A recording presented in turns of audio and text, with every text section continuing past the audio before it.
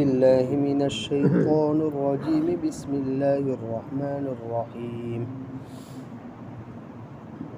ما قطعتم من لینة او ترکتموها قائمة على اصولها فبإذن اللہ وليخزي الفاسقین وما أفاء الله على رسوله منهم فما أوجفتم عليه من خير ولا ركاب ولكن الله يسلط رسله على من يشاء والله على كل شيء قدير ما أفاء الله على رسوله من أهل القرى فلله وللرسول ولذي القربى واليتامى والمساكين وابن السبيل كي لا يكون دولة بين الأغنياء منكم وما آتاكم الرسول فخذوه وما نهاكم عنه فانتهوا واتقوا الله إن الله شديد العقاب۔ اور جو تم نے کھجور کے درخت کاٹے یا اس کو ان کی جڑوں پر کھڑا چھوڑ دیا، یہ اللہ تبارک و تعالیٰ کے حکم سے ہوا اور تاکہ فاسقوں کو رسوا کرے۔ اور اللہ تبارک و تعالیٰ نے ان میں سے اپنے رسول پر جو مال لوٹایا ہے، تم نے اس پر نہ گھوڑے دوڑائے اور نہ اونٹ دوڑائے، لیکن اللہ تبارک و تعالیٰ جس شخص پر چاہتا ہے اپنے رسول کو مسلط کر دیتا ہے، اور اللہ تعالیٰ ہر چیز پر قادر ہے۔ اللہ تبارک و تعالیٰ نے اپنے رسول کو جو بطور فے کے مال دیا بستی والوں سے، وہ اللہ کے لیے ہے اور رسول کے لیے ہے اور رشتہ داروں کے لیے ہے اور یتیموں کے لیے ہے اور مسکینوں کے لیے ہے اور مسافروں کے لیے ہے، تاکہ وہ مال تم میں سے مالداروں کے درمیان گردش کرنے والا نہ رہے، اور رسول جو تم کو دے اسے لے لو، اور رسول تم کو جس سے منع کرے اس سے رک جاؤ، اور اللہ تبارک و تعالیٰ سے ڈرو، بے شک اللہ تبارک و تعالیٰ سخت سزا دینے والے ہیں۔ جب اللہ کے رسول صلی اللہ علیہ وسلم وہی بنو نذیر جس قلعے میں بند ہو گئے تھے، جب ان سے مقابلے کے لیے اللہ کے رسول صلی اللہ علیہ وسلم پہنچے تو وہ کافی ٹائم تک قلعے میں بند رہے، جس کی وجہ سے کوئی فیصلے کی جنگ نہیں ہو پا رہی تھی۔ اب وہ اندر قلعے میں بند ہے، اب ادھر سے کوئی حملہ نہیں ہو رہا ہے، صحیح سے کوئی جنگ کا فیصلہ نہیں ہو رہا ہے، تو اللہ کے رسول صلی اللہ علیہ وسلم نے صحابہ کو کہا، اطراف میں ان کے کھجوروں کے باغات تھے، حضور نے فرمایا کہ آگ لگا دو ان باغات کو۔ حضور صلی اللہ علیہ وسلم نے ان باغات کو آگ لگانے کا حکم دیا تو آگ لگائی گئی۔ تو وہ لوگ جو قلعے میں بند تھے، جب انہوں نے دیکھا کہ ہمارے کھیت جل رہے ہیں تو فوراً چلا کر حضور کو کہنے لگے کہ تم تو زمین میں فساد مچانے سے منع کرتے ہو، اور یہ کیا کر رہے ہو، تم زمین میں فساد مچا رہے ہو۔ اس قسم کا طعنہ اور اس قسم کا سوال اور اعتراض حضور صلی اللہ علیہ وسلم پر کیا، اور صحابہ کے درمیان بھی دو جماعتیں ہو گئی۔ کچھ صحابہ کہنے لگے جلاؤ تاکہ یہ باہر نکلے تو کوئی فیصلے کی جنگ ہو، اور کچھ صحابہ کہنے لگے ارے بھائی کیوں جلا رہے ہو، اس لیے کہ جب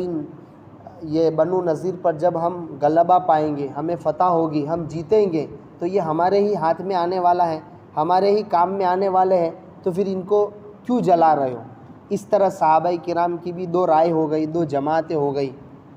تو اس پر یہ آیت کریمہ اتری، ما قطعتم من لینۃ، جس پر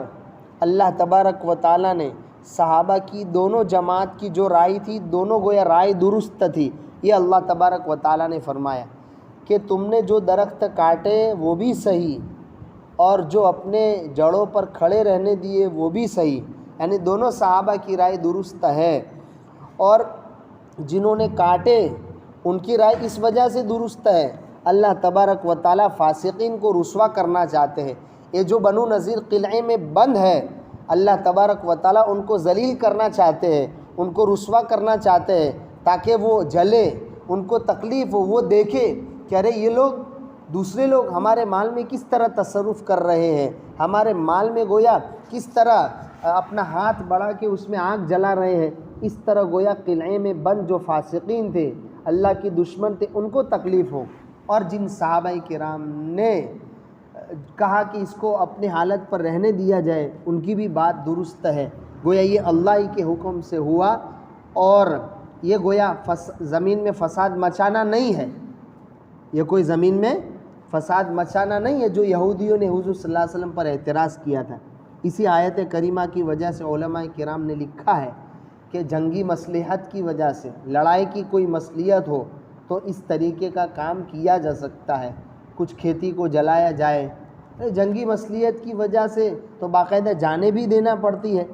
آدمی کی کئی جانیں، کئی فوج قتل ہوتے ہیں تب جا کے کوئی جنگ جیتی جاتی ہے۔ اب کوئی اسی بات کے ڈر سے کہ بھائی جنگ کرنے جائیں گے تو کوئی آدمی مرے گا، اسی بات کے ڈر سے تو ظاہر سی بات ہے کہ آگے کی کوئی کامیابی، آگے کی کوئی فلاح، کوئی بہبود اور آگے کا جو جیتنے کا جو کام ہے وہ حاصل ہی نہیں کیا جا سکتا۔ تو جب جنگ جیتنے کے لیے جانوں کو گنوانا پڑتا ہے، اسی طرح جنگ کی مصلحت کی وجہ سے اگر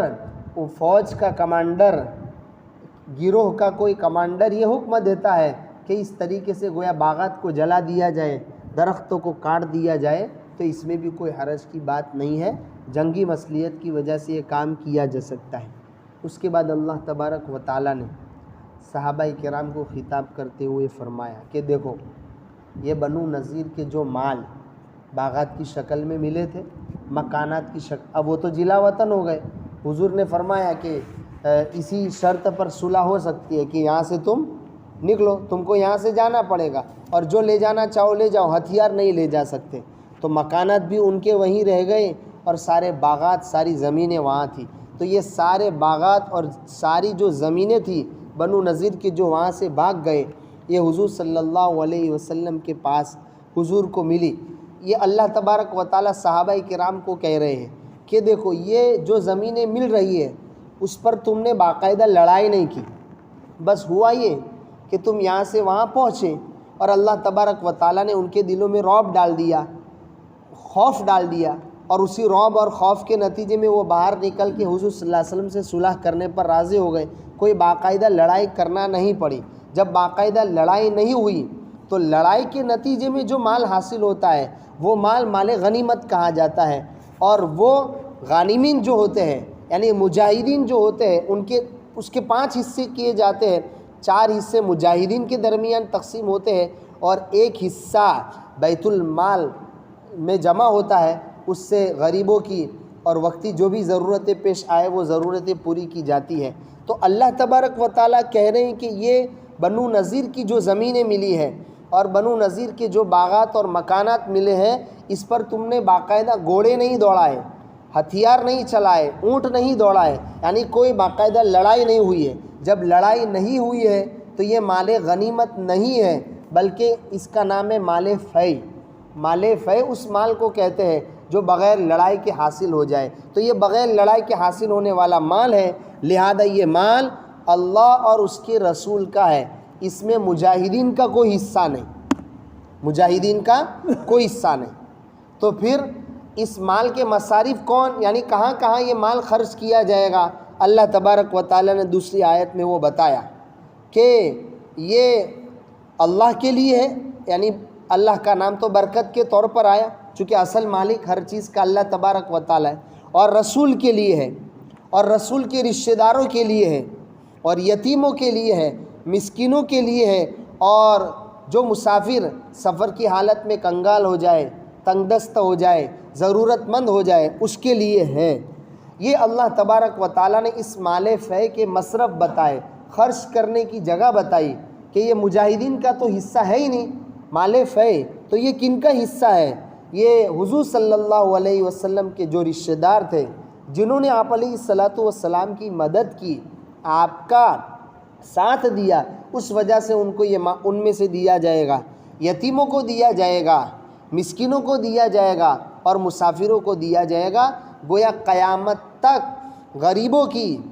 اور اس طریقے سے لاچاروں اور فقیروں کی مدد ہوتی رہے، اس کے لیے اللہ تبارک و تعالیٰ نے ایک راستہ نکالا، مال فے کا یہ مجاہدین کے درمیان تقسیم نہیں ہوگا۔ اور اللہ تبارک و تعالیٰ نے اس کی عام حکمت بھی بتائی کہ اگر مال غنیمت والا مال بھی مجاہدین کے درمیان تقسیم ہو جاتا جو لڑائی کے نتیجے میں حاصل ہوتا ہے، اور یہ مال فے جو بغیر لڑائی کے حاصل ہوا، جس میں مجاہدین کو کوئی خاص کارنامہ انجام دینا نہیں پڑا، یہ مال بھی اگر انہی کے درمیان تقسیم ہوتا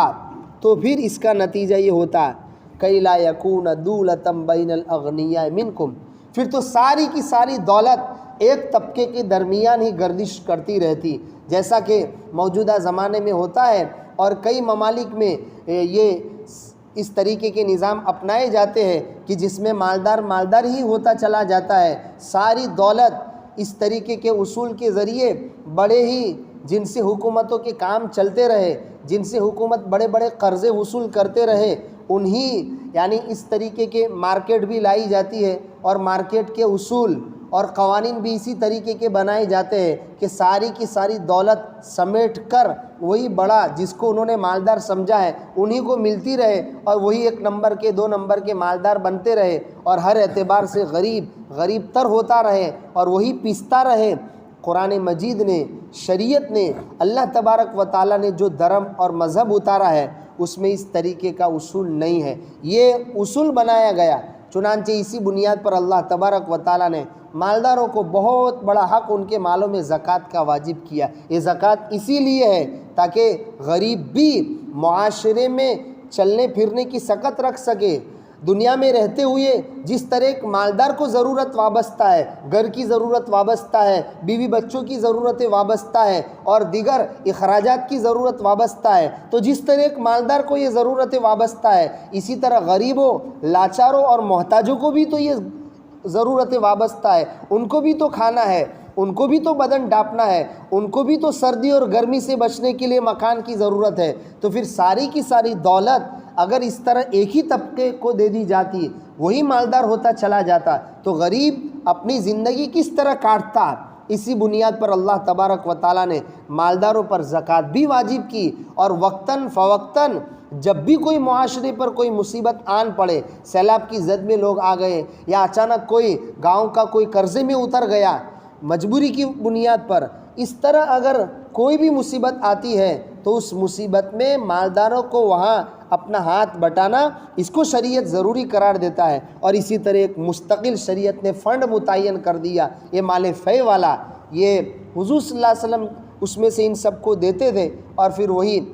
صحابہ کی جانب منتقل ہوا، وہی بیت المال کہلائے، اور اس طرح ان میں سے غریبوں کی مدد ہوتی رہی۔ سب سے بڑی وجہ یہ تاکہ دولت مالداروں ہی کے درمیان سمیٹ کر نہ رہ جائے، بلکہ سب معاشرے میں ایک عزت کے ساتھ، غریب بھی عزت کے ساتھ چل سکے، وہ بھی اپنی ضرورتیں پوری کر سکے۔ اور آخر میں اصول بیان کیا گیا، وَمَا آتَاكُمُ الرَّسُولُ فَخُذُوا، رسول تم کو جو دے وہ لے لو، اور جس سے منع کرے اس سے رک جاؤ۔ اصل تو یہ آیت کریمہ اسی بار مال کے متعلق آئی ہے، چونکہ اب صحابہ مجاہدین کو بتا دیا گیا کہ اس میں تمہارا حق نہیں ہے۔ جب اس میں تمہارا حق نہیں ہے تو رسول تم کو نہ دے تو بھی راضی رہنا پڑے گا، اور دے تو بھی راضی رہنا پڑے گا۔ نہیں دیا اس لیے کہ اس میں تمہارا حق ہے ہی نہیں، مجاہدین کا حق نہیں ہے، یہ مال فے ہے، رسول جس میں سے دینا چاہے۔ انہی مجاہدین میں سے اگر کوئی غریب ہوگا تو رسول دیں گے، اور کوئی غریب نہیں ہوگا تو رسول نہیں دیں گے۔ رسول جو لے اسی کو لے لو، جس سے منع کرے اس سے رک جاؤ، یعنی اگر وہ تم کو کچھ نہیں دیتے تو بھی انگلی رکھنے کی اجازت نہیں ہے، کچھ بولنے کی اجازت نہیں ہے۔ اور علماء کرام نے لکھا ہے کہ آیت کریمہ گرچہ خاص واقعے کے بارے میں اترتی ہے، لیکن یعنی اس سے مفہوم عام مراد دیا جاتا ہے۔ اس سے گویا جس طرح مال کے بارے میں حضور صلی اللہ علیہ وسلم جو دے اس کو لے لو، اور جس سے منع کرے اس سے رک جاؤ، اسی طرح زندگی کے ایک ایک شعبے میں، زندگی کے ایک ایک فیلڈ میں، ایک ایک میدان میں حضور صلی اللہ علیہ وسلم کی بات ہی کو ماننا، حضور نے جن چیزوں کا حکم دیا اس کو کرنا، اور جن چیزوں سے منع کیا اس سے باز آنا، اس سے رکنا انسانوں پر ضروری ہے۔ یہ آخری والی آیت وَمَا آتَاكُمُ الرَّسُولُ فَخُذُوهُ، آئندہ ہفتے انشاءاللہ اس پر مزید وضاحت ہے۔ سبحان اللہ وبحمدہ، سبحانک اللہم وبحمدک، اشہد ان لا الہ الا انت، اعوذ